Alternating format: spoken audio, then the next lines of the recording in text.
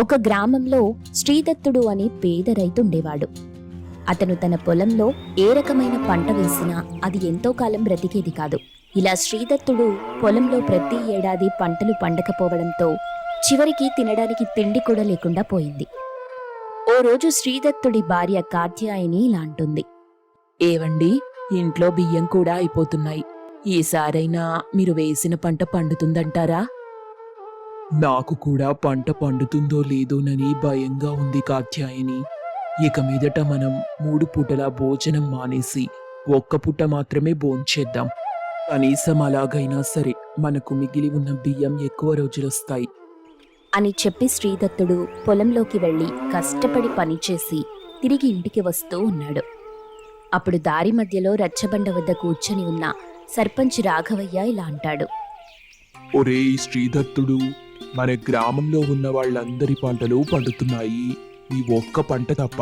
కారణం ఏంటంటావురా? నాకు అదే అర్థం కాదు సర్పంచ్ గారు. అందరూ కష్టపడిన విధంగానే నేను కష్టపడుతున్నా. అందరూ చల్లే ఎరువులే నేను చల్లుతున్నా. అందరి పొలంలో కురిసిన వాని నా పొలంలో కూడా కురుస్తుంది. అయినా సరే నా పంటలు ఎండిపోతున్నాయి, వాళ్ళ పంటలు పండుతున్నాయి. నిన్ను చూస్తుంటే జాలేస్తుందిరా. ఇలా శ్రీదత్తుడి యొక్క దురదృష్టం గురించి సర్పంచ్ రాఘవయ్య జాలిపడతాడు. అంతేకాదు, ఊరి జనమంతా శ్రీదత్తుడు ఒక నష్టజాతకుడని భావిస్తుంటారు. అలా పొలంలో కష్టపడి పనిచేసి వచ్చిన శ్రీదత్తుడు ఎప్పటిలాగానే అలవాటు ప్రకారం ఇంటి బయట కాళ్ళు శుభ్రం చేసుకుని ఇంటి లోపలికి వెళ్లి అన్నం పెట్టమని భార్యనడిగాడు. అప్పుడు శ్రీదత్తుడి భార్య ఇలా అంటుంది.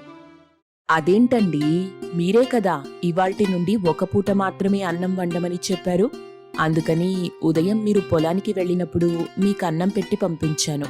ఇప్పుడు ఇక ఇంట్లో అన్నం లేదు. అవును, నేనే చెప్పాను కదా, మర్చిపోయాను. పోనీ మళ్ళీ అన్నం వండమంటారా? వద్దొద్దు కాత్యాయని, వద్దు. గ్లాస్ మంచినీళ్లు తాగి పడుకుంటాను అని శ్రీదత్తుడు వంటగదిలోకి వెళ్లి కుండలో నీళ్లు తీసుకుని తాగి తరువాత ఆరుబయట మంచం మీద పడుకొని ఆకాశంలో ఉన్న నిండు చంద్రుణ్ణి చూస్తూ తనలో తాను ఇలా మాట్లాడుకుంటూ ఉంటాడు. భగవంతుడా, నాకే ఎందుకు ఇన్ని కష్టాలు?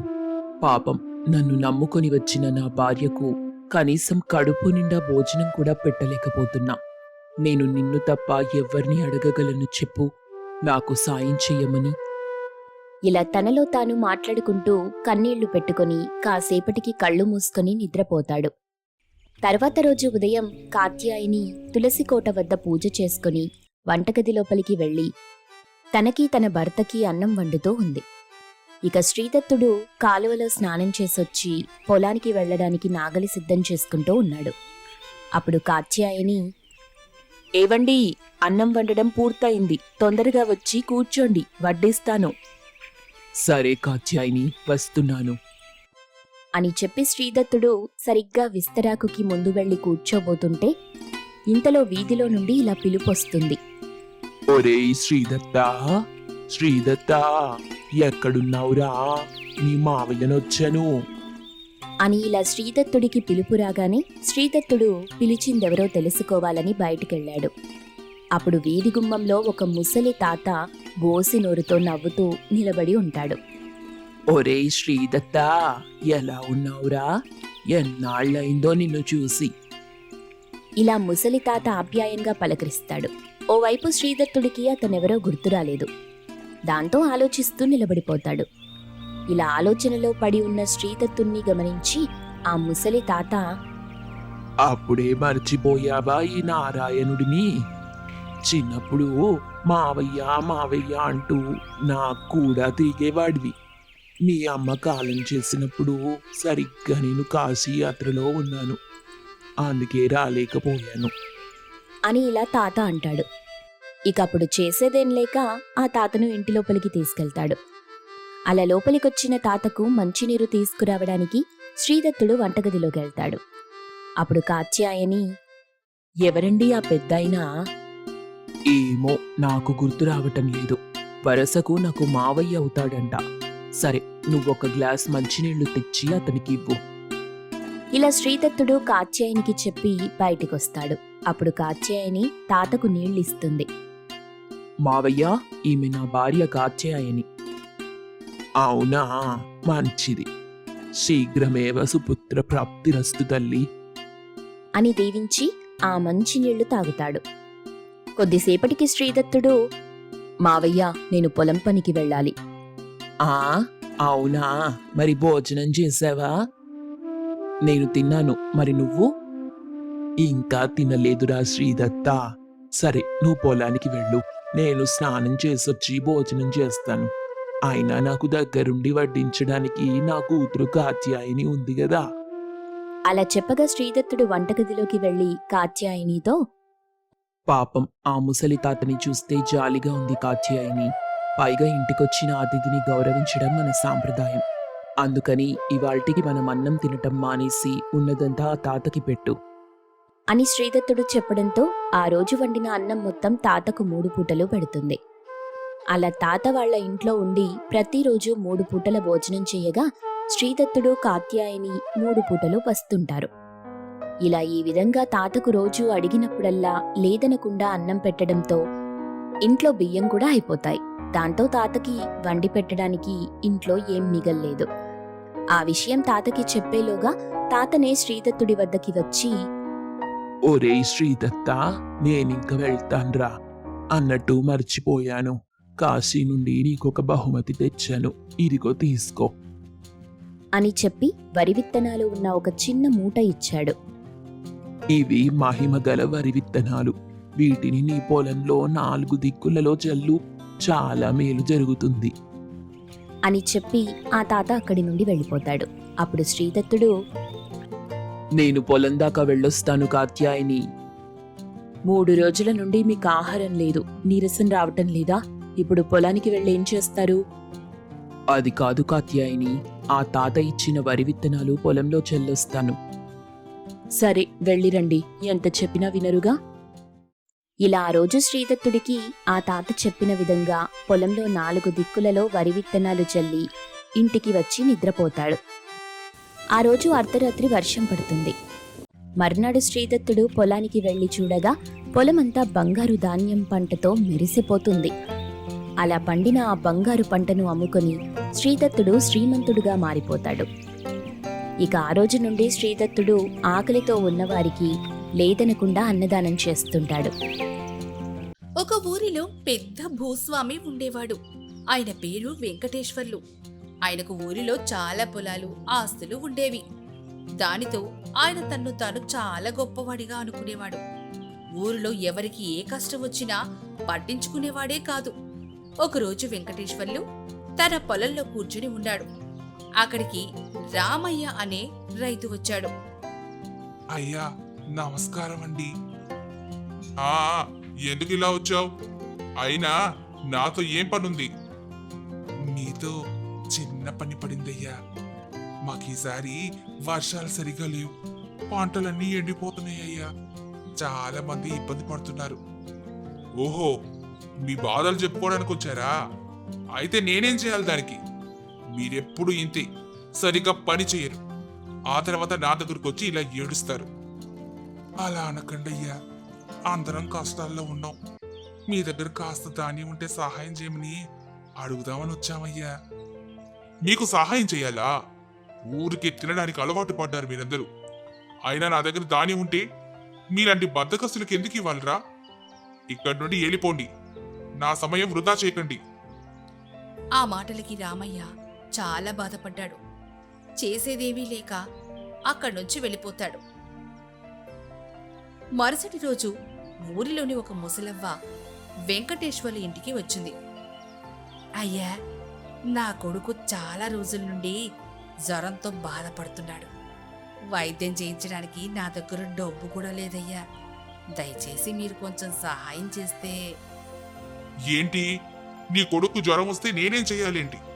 మీలాంటి వాళ్ళందరూ ఎప్పుడు ఏదో ఒక సమస్యతో నా దగ్గరకు వస్తూనే ఉంటారా?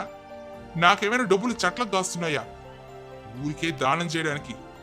ఇక్కడి నుంచి మళ్ళీ నా గంట పడకు. అయ్యా, నా కొడుకు ప్రాణాలు కాపాడండి, మీకు పుణ్యం ఉంటది. పుణ్యమా? నాకేం అవసరం లేదు నీ పుణ్యం. ఇక్కడి నుంచి వెళ్ళిపో, లేదంటే ఇంట్లో ఉన్న వాళ్ళని పిలిపించి తరిమి కొట్టిస్తాను. ఆ ముసలవ్వ చేసేదేమీ లేక బాధపడుతూ ఇంటికెళ్ళిపోయింది. ఊరిలో ఎవరికి ఏ కష్టం వచ్చినా వెంకటేశ్వర్లు ఇలాగే ప్రవర్తించేవాడు. తన డబ్బు పలుకుబడితో అందరినీ భయపెట్టి తన చెప్పు చేతుల్లో ఉంచుకోవాలని చూసేవాడు. ఎవరైనా ఎదురు మాట్లాడితే వారిని ఇలా అవమానించేవాడు. ఒకసారి వెంకటేశ్వర్లు తన పని వాళ్ళతో ఇలా మాట్లాడుతున్నాడు.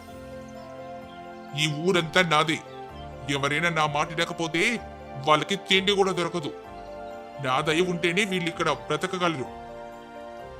నిజమేనయ్యా, ఇక్కడ మీ దయ లేకపోతే మేమెక్కడికి వెళ్తాం చెప్పండి. అలా ఉండాలి. మీరంతా ఎప్పుడు నా చెప్పు చేతుల్లోనే ఉండాలి, లేకపోతే మీ బ్రతుకులు ఆగమైపోతాయి. ఇలా వెంకటేశ్వర్లు తన అహంకారంతో ఊరిలో అందర్నీ బాధ పెడుతూ ఉండేవాడు. ఎవరి కష్టాన్ని పట్టించుకునేవాడే కాదు, తన గొప్ప గురించే ఎప్పుడూ ఆలోచించేవాడు. అదే ఊరిలో రాఘవయ్య అనే ఒక మంచివాడు ఉండేవాడు. అతనికి పెద్దగా ఆస్తిపాస్తులు లేకపోయినా అందరితో ప్రేమగా చూసేవాడు. వెంకటేశ్వర్లు పేదవాళ్లను అవమానించడం చూసి అతనికి చాలా బాధ కలిగింది. ఒకరోజు రాఘవయ్య తన భార్య లక్ష్మితో వెంకటేశ్వర్లు గురించి ఇలా మాట్లాడుతున్నాడు. చూసావా లక్ష్మి, ఆ వెంకటేశ్వర్లు మాటలు ఎంత గర్వంగా మాట్లాడుతున్నాడు. పాపం ఆ ముసలవ్వ ఎంత దీనంగా అడిగినా కనికరించలేదు. అవునండి, నేను కూడా విన్నాను.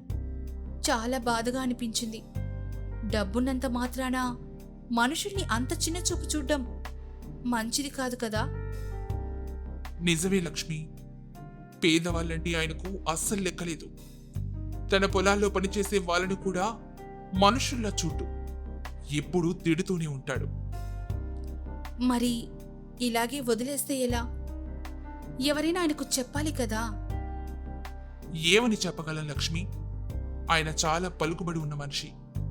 ఎవరైనా ఎదురు మాట్లాడితే ఊరిలో ఉండనివ్వడు.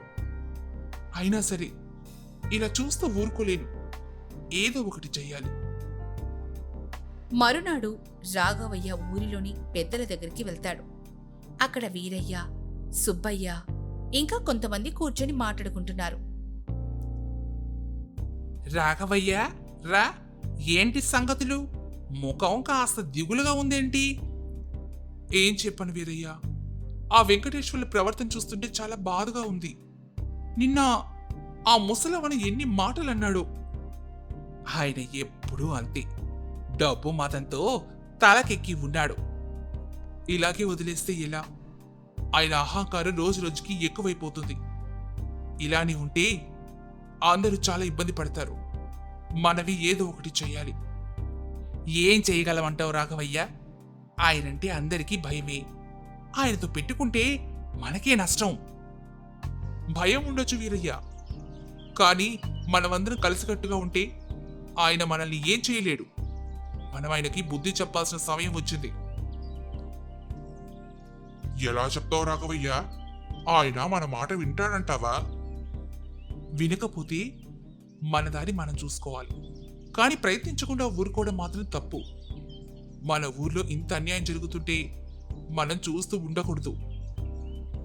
రాఘవయ్య మాటల్లోని నిజాయితీని, బాధను పెద్దలు అర్థం చేసుకున్నారు. కాసేపు ఆలోచించిన తర్వాత వీరయ్య, నువ్వు చెప్పేది నిజమే రాఘవయ్య. మనమందరం కలిసి ఆలోచిద్దాం. ఎలా చేస్తే బాగుంటుందో చూద్దాం. ఈ అహంకారికి ఎలాగైనా మనమే బుద్ధి చెప్పాలి. వెంకటేశ్వర్లు అహంకారాన్ని ఎలాగైనా అణచాలని రాఘవయ్య, ఊరిలోని పెద్దలు ఆలోచించడం మొదలెట్టారు. చాలా రోజులు కూర్చొని చర్చించారు. చివరికి అందరూ కలిసి ఒక ఉపాయానికి వచ్చారు. మన ఊరిలో పెద్ద పండుగ వస్తోంది కదా. అవును రాఘవయ్య, ఇంకో వారం రోజులే ఉంది. చుట్టుపక్కల గ్రామాల వాళ్ళందరూ కూడా మన ఊరికి వస్తారు. అదే మనకి మంచి అవకాశం. ఆ రోజు వెంకటేశ్వర్లు తన గొప్పలు చాటుకోవడానికి పెద్ద ఎత్తున అన్నదానం చేస్తున్నారట. అవునవును, ఆ రోజు ఊరికి మొత్తం చాటింపేస్తాడు. చాలా మందికి భోజనాలు కూడా పెడతాడు. అయితే మనం ఆ రోజే ఆయనకి బుద్ధి చెప్పాలి. అందరూ భోజనానికి కూర్చున్న తర్వాత నేను మాట్లాడతాను. మీరందరూ నాకు మద్దతుగా ఉండాలి. పెద్దలందరూ రాఘవయ్య ఆలోచనను సమర్థించారు. పండుగ రోజు కోసం ఎదురు చూడ్డం మొదలుపెట్టారు. ఇక పండుగ రోజు రానే వచ్చింది. ఊరంతా సందడిగా ఉంది. చుట్టుపక్కల గ్రామాల నుంచి చాలా మంది వచ్చారు. వెంకటేశ్వర్లు చాలా సంతోషంగా అందర్నీ చూసుకుంటున్నాడు. అందరూ భోజనానికి కూర్చున్న తర్వాత రాఘవయ్య నెమ్మదిగా లేచి నిలబడ్డాడు. ఆయన చూడగానే వెంకటేశ్వర్లు కాస్త ఆశ్చర్యపోయాడు. ఏమిటి రాఘవయ్య, అందరం భోజనం చేస్తున్నారు కదా, నువ్వే ఎందుకు నిలబడున్నావు? నీకింకా వడ్డించలేదా? వడ్డించారు, కానీ మీతో ఒక ముఖ్యమైన విషయం మాట్లాడాలనుంది. వెంకటేశ్వర్లు ఆశ్చర్యంగా అందరి వైపు చూశాడు. ఏమిటది? తొందరగా చెప్పు, అందరూ ఎదురు చూస్తున్నారు. వెంకటేశ్వర్లు గారు, మీరింతమందికి అన్నం పెడుతున్నారు కదా, ఇది చాలా మంచి పని. కానీ మీ పొలాల్లో పనిచేసే వాళ్లకు సరైన కూలి ఇవ్వకుండా వాళ్ళని కష్టపెట్టి సంపాదించిన డబ్బుతో చేస్తున్న ఈ దానం నిజంగా పుణ్యమవుతుందా? రాఘవయ్య ఆ మాటలకు వెంకటేశ్వర్లు ముఖం ఒక్కసారిగా మారిపోయింది. ఆయన కళ్ళల్లో కోపం కట్టలు తెంచుకుంది. చుట్టూ ఉన్న వాళ్ళంతా రాఘవయ్య వైపు, వెంకటేశ్వర్ల వైపు చూడడం మొదలుపెట్టారు.